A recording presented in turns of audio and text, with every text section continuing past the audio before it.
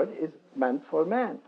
And he says about these things, even the sun, the moon, and the stars, that they were made not only to control the seasons, and even that, I mean, what's the point of having seasons if there's nobody to appreciate them or enjoy them and make any use of them?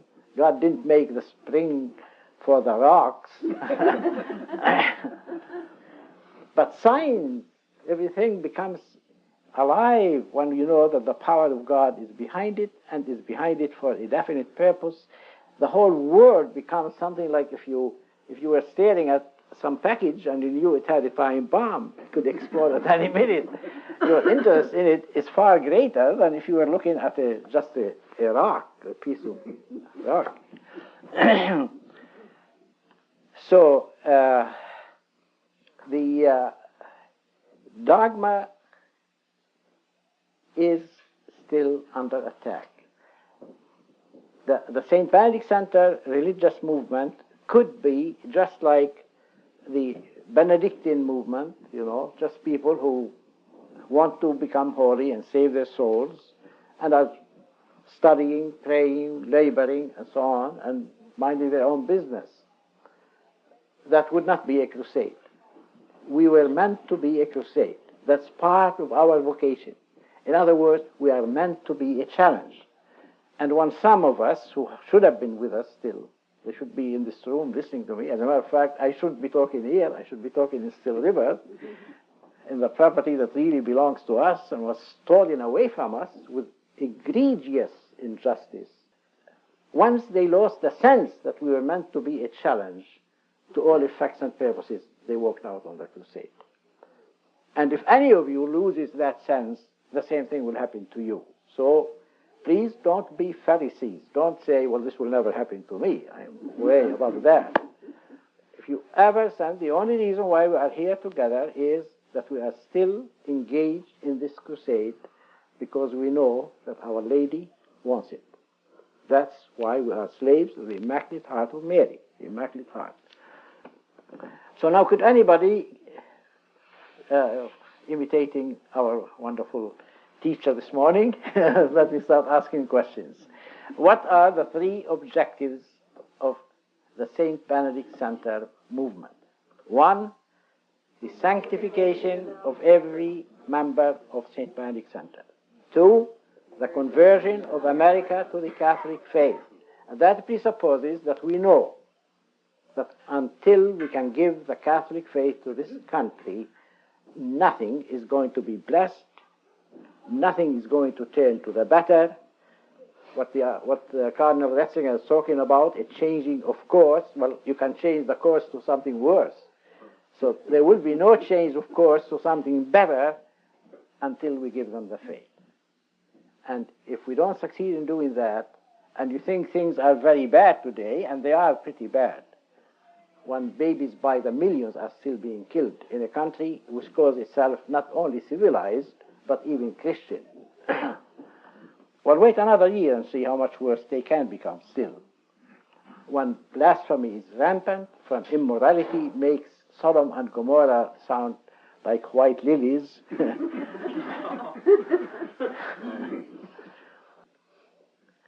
and the third, we want to bring this dogma back to its position in the teaching of the Church. Now, as a fact, and nobody can deny that, nobody can make an issue with me, I always feel much more comfortable when I am fighting a person on things he admits.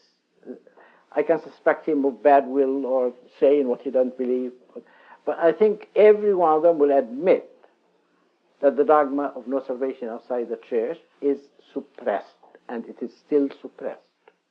And we went all the way to Rome to tell Cardinal Ratzinger that this dogma is still suppressed.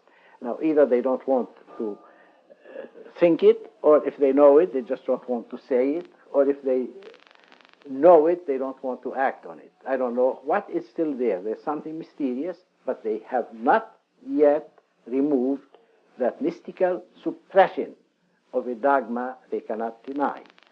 Not only they cannot deny, but they keep affirming, but they don't put the authority of the Church, of the magisterium, behind it. They don't defend those who are defending it, and they don't suppress those who are attacking it. So we cannot cease to be a crusade. As I said, we are not a crusade because we are trying to be, at least making an effort to be holy. Even if we are not succeeding too well, at least this is our effort, this is our ideal. We are not a crusade because we are trying to convince America that the Catholic faith is the true faith. That with all the different philosophies and religions and so on that have taken the country, we do have the true faith. But we are a crusade because we are insisting that this dogma, this most unpopular dogma, is still suppressed. And we cannot stop the battle, we cannot stop the fight. I cannot any day say, well, I just want to save my soul and forget everything else.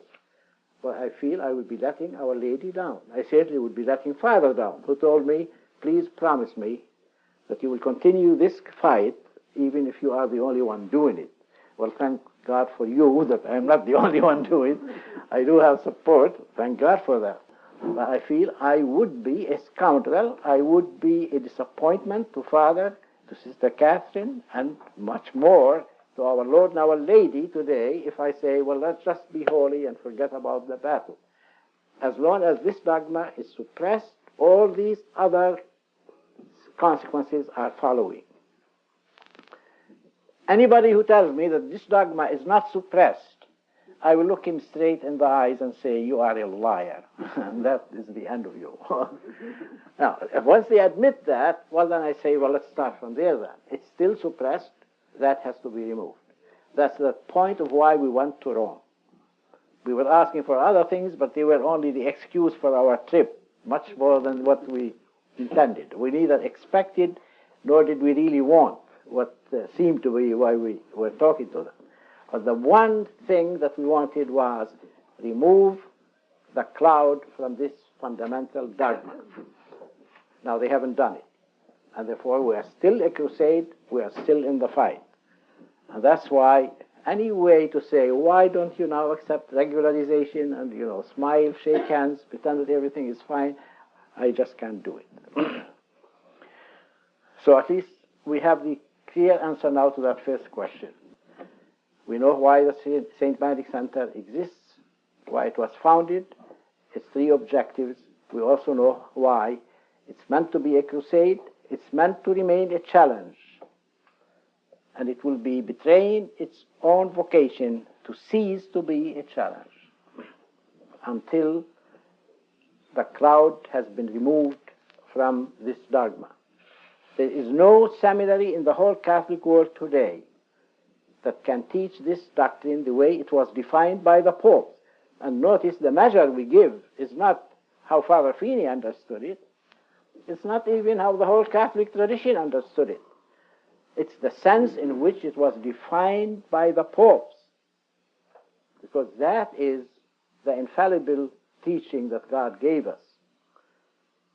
And again, if anybody tells me that when Innocent III defined what he defined, when Boniface VIII defined what he defined, and when Eugene IV was talking the way he was defining, they were saying what they are teaching today in the seminary, again I will say to him, you are a liar, I have nothing to do with you. The second question is, what is really the full connection between the Crusade of St. Benedict Center and the message of Fatima? And it has taken me years to put it in as clear terms as I can put it now, but I'm still also growing with that. I'm very grateful for the people who pushed me into the study of the Apocalypse. This has been probably the best thing that ever happened to me. And every morning I wake up with my head swarming with new connections and new thoughts. I would like to say that our measure for truth is when we are thinking in conformity with what the councils of heaven are thinking. Now, we can't forget that. Our Lord and Our Lady and the saints are talking about the world, and they know where they have disappointments. I am absolutely convinced that our Lord and Our Lady are very concerned about the fact that after 20 centuries